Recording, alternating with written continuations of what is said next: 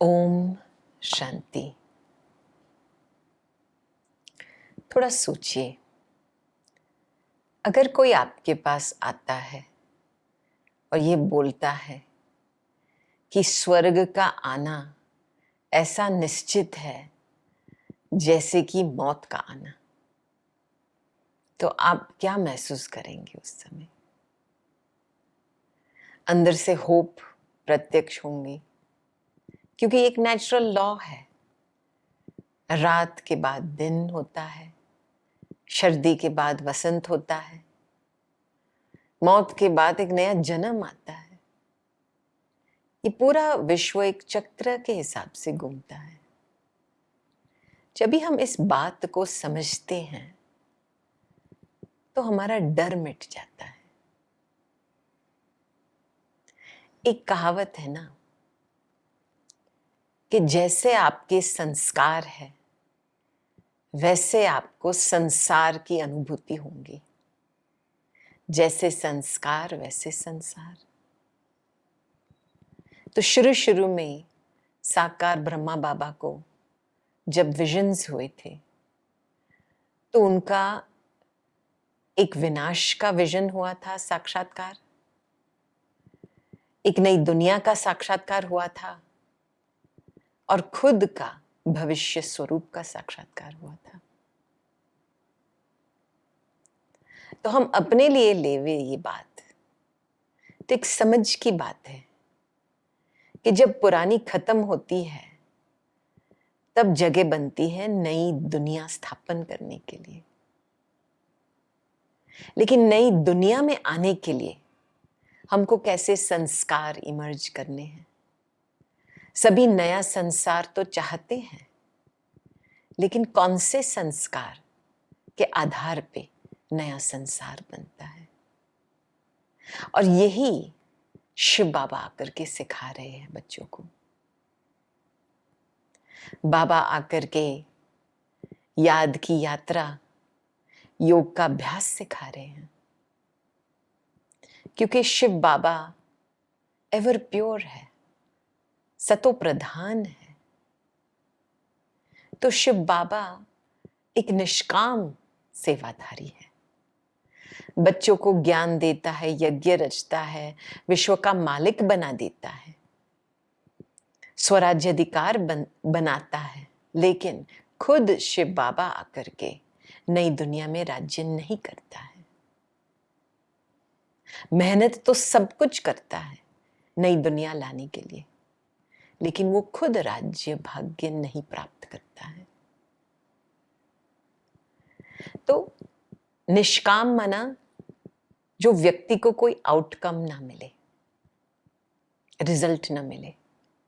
और ऐसे मनुष्य आत्मा के साथ होता ही नहीं है, क्योंकि हम जो भी करते हैं उसका रिजल्ट तो हमको मिलता है, यहाँ पे भोगना पड़ता है।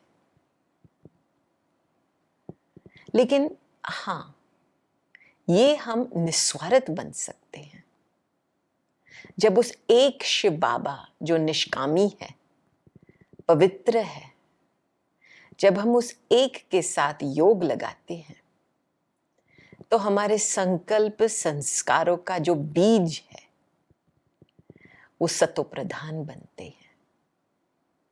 और जब सतो प्रधानता आती है तभी हमारे कर्मों में निस्वार्थ भाव होता है।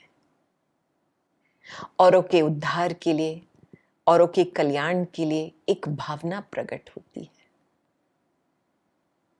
क्योंकि जिसको हम याद करेंगे उसकी जैसी भावना होंगी वैसी हमारी ऐसी भावना होंगी। तो quite literally a new world is being created at a very micro level. हर एक की अंदर की दुनिया में जाओ, हर एक अपने संस्कार को चेक करो, अपने संकल्पों का बीज को चेक करो। तो आज बाबा की वाणी बड़ी गुह्य है।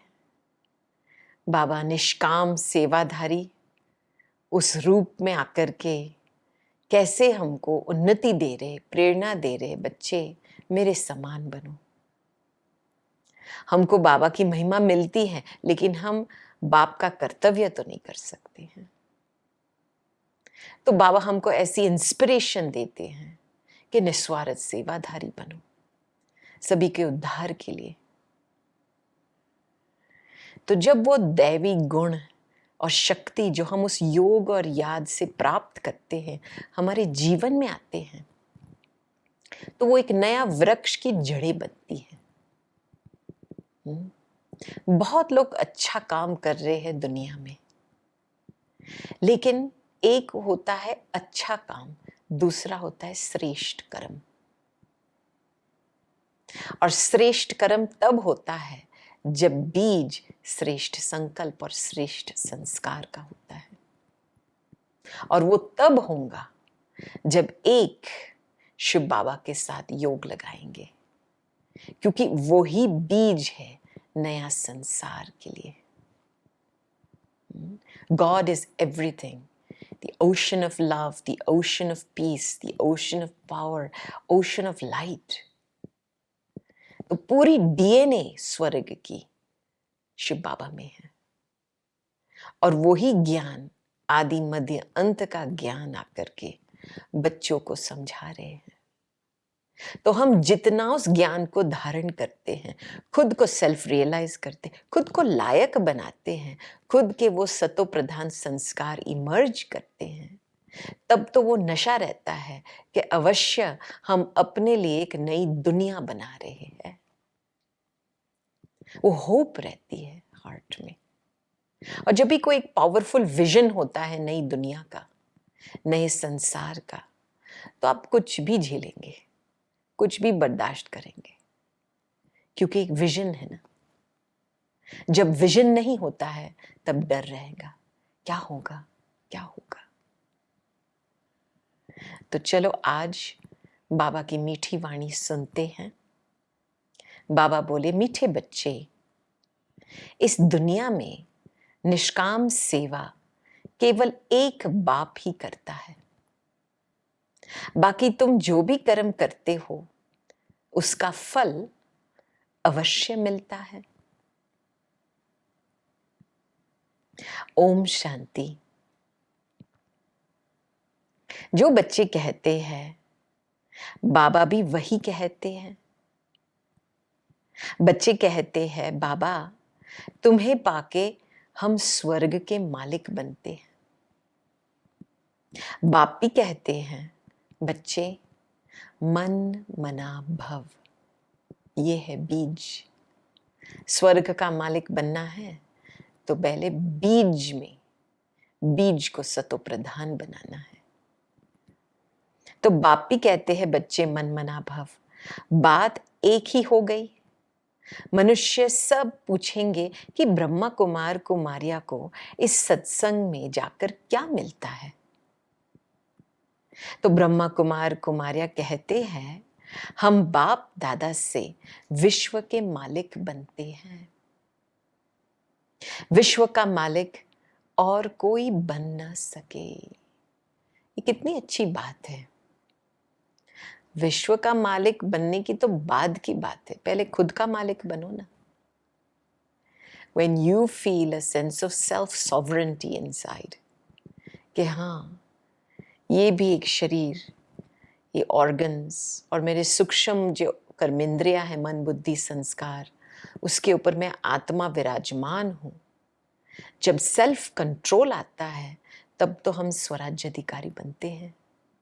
तब तो ताकत आती है लोगों के दिल जीतने की। विश्व के मालिक यह लक्ष्मी नारायण ही है। शिव बाबा तो विश्व का मालिक हो नहीं सकता। तुम बच्चे विश्व के मालिक बनते हो, तुम्हारा बाप विश्व का मालिक नहीं बनता। ऐसी निष्काम सेवा करने वाला और कोई होता नहीं। हर एक को अपनी सेवा का फल जरूर मिलता है।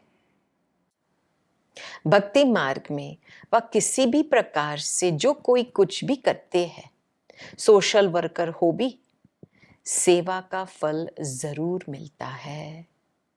गवर्नमेंट से पगार मिलता है, और बाप कहते हैं, मैं ही एक निष्काम सेवा करता हूं, जो बच्चों को विश्व का मालिक बनाता हूं, और मैं नहीं बनता हूं।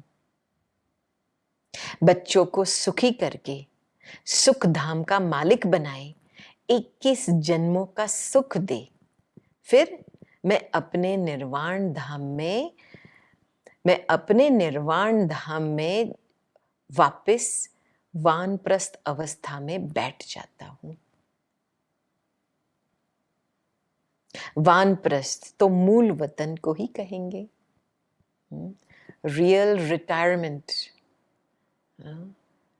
जो भी रियल वानप्रस्थ अवस्था है वो है जब आत्मा मुक्ति धाम में बैठती है, सब बातों से छूट गई है। तो बाबा कहते हैं मनुष्य वानप्रस्थ लेते हैं। कैसे लेते हैं? बच्चों को सब कुछ दे, बच्चों को सब कुछ दे जाए, सत्संग आदि करते हैं, गुरु करते हैं कि यह मुक्ति का रास्ता बताए। अब तुम बच्चे जान गए हो कि मुक्ति, जीवन मुक्ति का रास्ता कोई मनुष्य मात्र कभी किसको बता नहीं सकते। वह किसी को भी सद्गति दे नहीं सकते, अपने को भी नहीं दे सकते। अपने को दे तो फिर दूसरों को भी दे सके। बाप आते ही है परम धाम से, वह वहां का रहने वाला है। तुम बच्चे भी वहां के रहने वाले हो। तुमको पार्ट बजाना है इस कर्म क्षेत्र पर। बाबा को भी एक बार यहां आना है तुम बच्चों के लिए, जबकि स्वर्ग की स्थापना हो रही है। अभी तुम जान गए हो शिव बाबा ब्रह्मा द्वारा आदि सनातन देवी देवता धर्म की स्थापना कर रहे हैं। तुम जानते हो हम मनुष्य से देवता बन रहे हैं फिर से। सबसे इंपॉर्टेंट शब्द है फिर से, कि बार बार हम मनुष्य से देवता बने हैं, अब दोबारा बनना है। तुम बच्चों की बुद्धि में है कि हर 5000 वर्ष बाद हम आकर फिर से ब्रह्मा द्वारा शिव बाबा के बच्चे बनते हैं, वर्षा पाने के लिए। पतित पावन उनको कहा जाता है, नॉलेजफुल, ज्ञान का सागर। नॉलेजफुल, ज्ञान का सागर भी है। योग अर्थात याद, योग अर्थात याद सिखाते हैं, परंतु निराकार कैसे समझाए? इसीलिए कहते हैं ब्रह्मा द्वारा मनुष्य से देवता बनाता हूं, अर्थात दैवी देवता धर्म की स्थापना कराता हूं।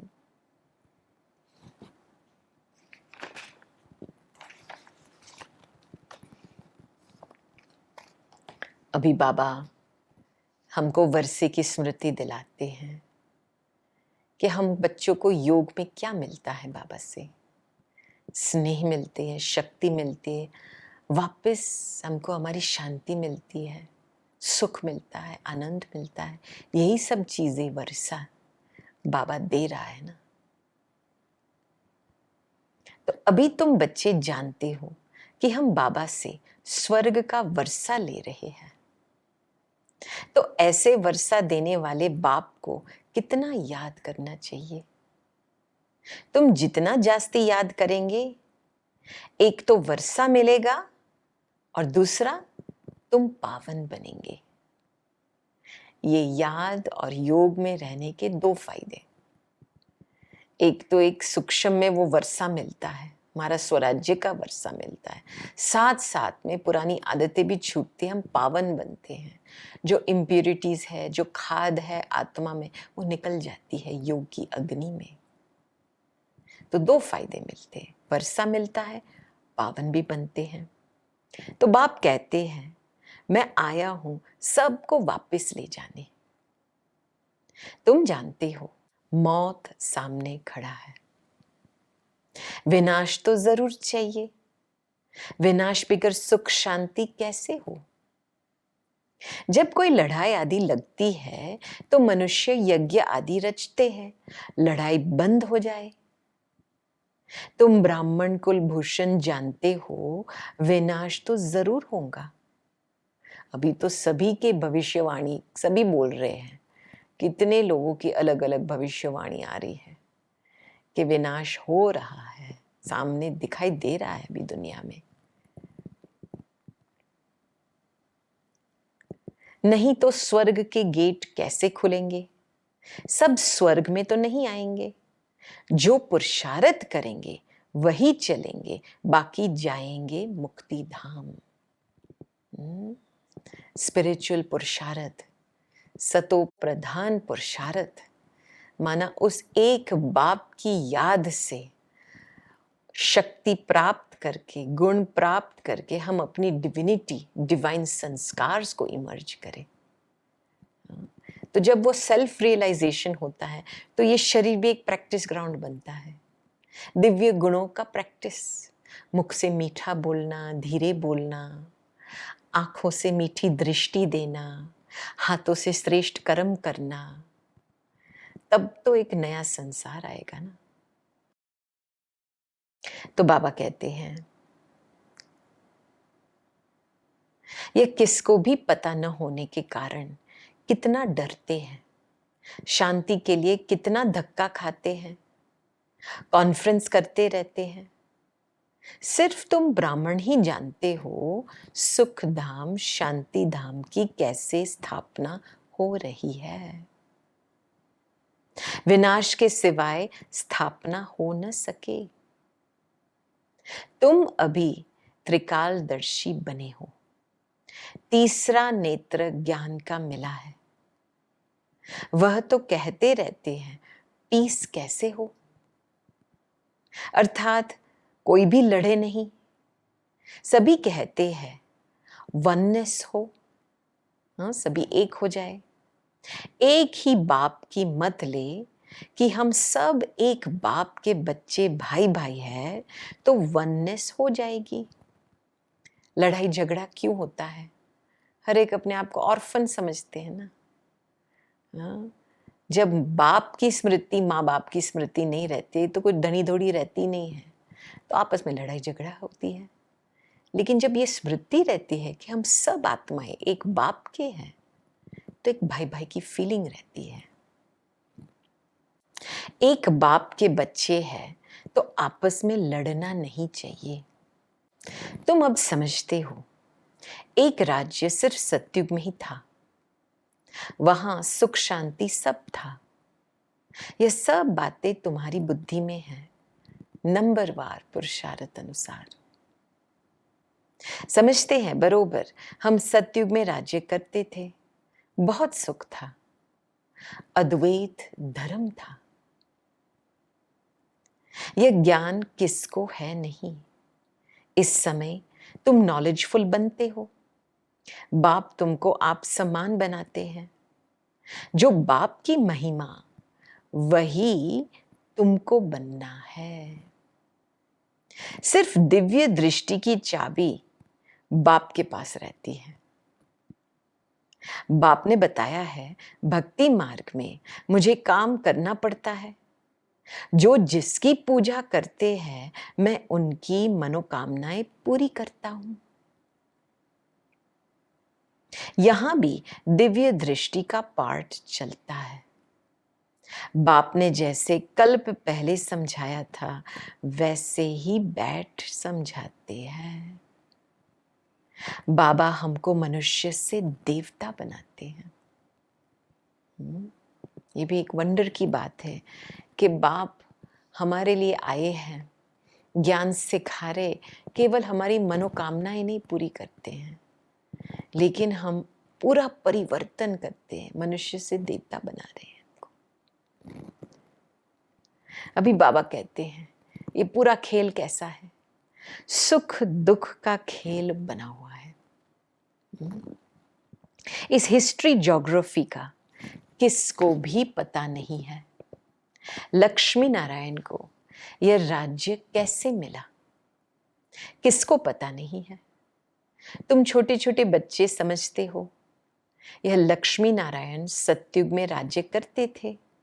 संगम पर यह राजयोग सीख यह पद पाया है। आदि सनातन है ही देवता धर्म, अब फिर से दैवी देवता धर्म की स्थापना करते हैं। तुम ड्रामा के राज को अच्छी रीति समझ गए हो। खुशी भी रहती है जबकि तुम बच्चों को 100% सर्टन है कि हम फिर से अपना राज्य भाग्य स्थापन कर रहे हैं। इसमें लड़ाई आदि की कोई बात ही नहीं। राजधानी स्थापन हो रही है, यह सर्टन है, एज सर्टन एज डेथ। तुम जानते हो हम फिर से राज्य भाग्य लेते हैं, कल्प कल्प बाप से वर्षा लेते हैं। जितना पुरुषार्थ करेंगे उतना ऊंच पद पाएंगे।